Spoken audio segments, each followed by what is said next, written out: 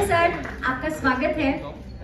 आपके गाने इतने सारे सुने हैं, सभी आपके फैन हैं, मैं भी आपकी। अगर वो सहयोग करे तो हम तो बस हमें सजाने के लिए पूरी यूनिट ने काम किया, चाहे मेरे कोई एक्टर हो, हीरोइन हो, डायरेक्टर हो, प्रोड्यूसर हो, चाहे वो लोकेशन हो, लोकेशन देने वाले लोग हैं, तो एक घर को सजाने। प्लीज आपका भी हम मंच पर बहुत बहुत स्वागत करते हैं।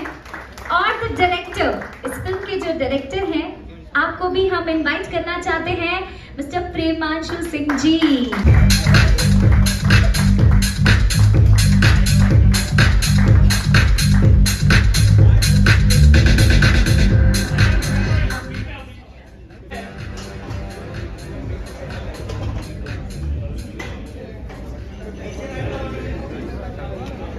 क्या बात है, मतलब इतना सुंदर लुक है। और सर आपका जो शर्ट है वो भी काफी मैच लग रहा है, पूरा जो कलर कॉम्बिनेशन है बहुत अच्छा है।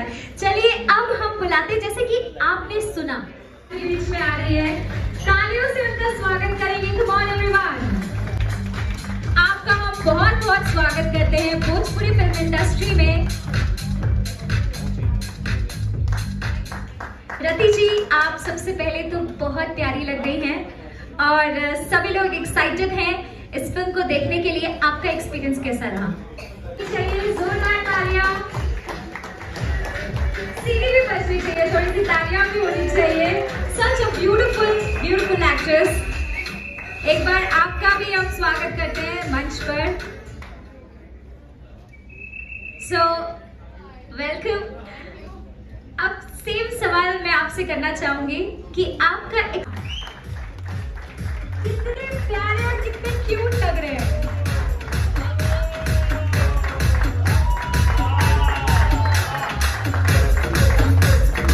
स्पेशल पिक्चर्स होनी चाहिए, पूरी टीम यहाँ पर साथ में है।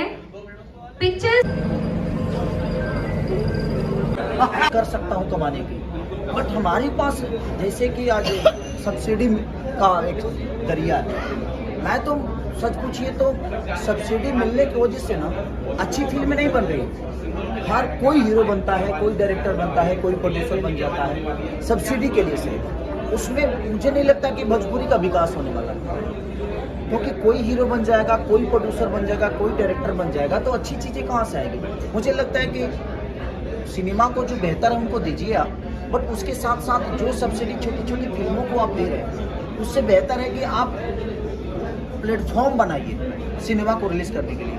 हॉलों को सब्सिडी दीजिए ताकि वहाँ 20 दुकान बढ़े, वहाँ पे 20 रोजगार बढ़े और उससे 100 घर चले।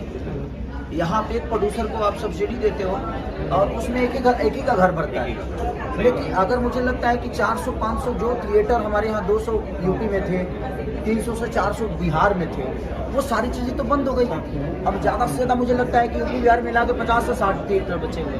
तो हम अच्छा फिल्म बना के भी कहाँ लगाएं, कहाँ बेचें? तो हम लोग के लिए सबसे बड़ा विषय ये है कि हमारे पास थिएटर नहीं है, हमारे पास जगह नहीं है, तो हम उसमें कितना रिकवरी कर पाएंगे। मुझे लगता है कि अगर एक बनारस में थिएटर है तो एक बनारस में लोग सासाराम से देखने तो नहीं आएंगे ना। तो मुझे लगता है कि हर जगह पे, हर जिला में, हर शहर में एक थिएटर हो जाए तो हमारे पास एक साधन हो जाएगा।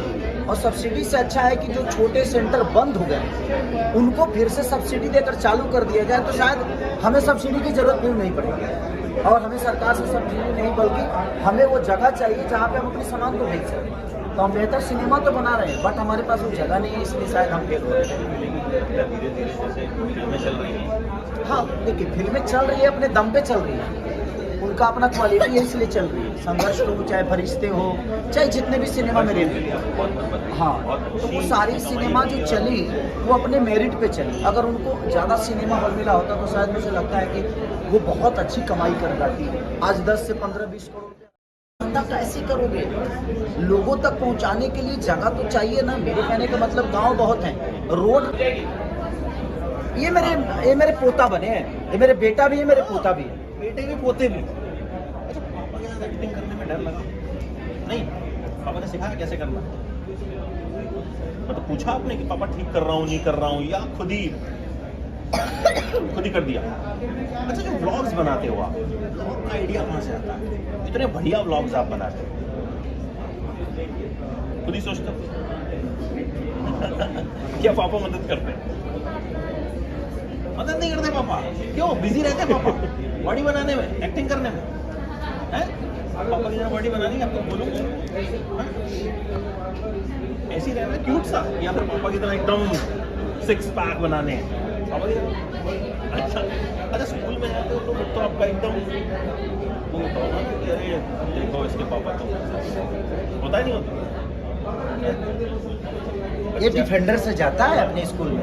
पापा मेरे को थोड़ा सा भौकाल चाहिए, थोड़ा सा देखना अच्छा, चाहिए ऐसा कि है? मुझे डिफेंडर से मैं उतरूं तो लोग बोले बच्चे आते हैं कि इन्हें फोटो वोटो खिंचवा दो हैं? या आप मना कर देते हो नहीं बाद में?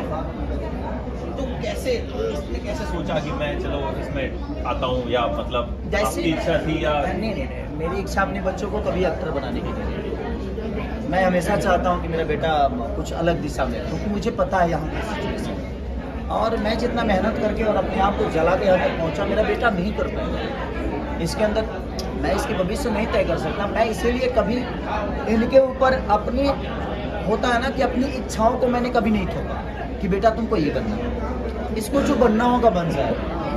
मेरे पापा ने कभी नहीं सोचा था कि मुझे एक्टर बनाना है, मुझे मैं बन गया ना। मतलब मैं, जब मेरे पापा ने मेरे ऊपर चीज़ें नहीं सोची, तो मैं इस पे अपने चीज़ों को, अपने सब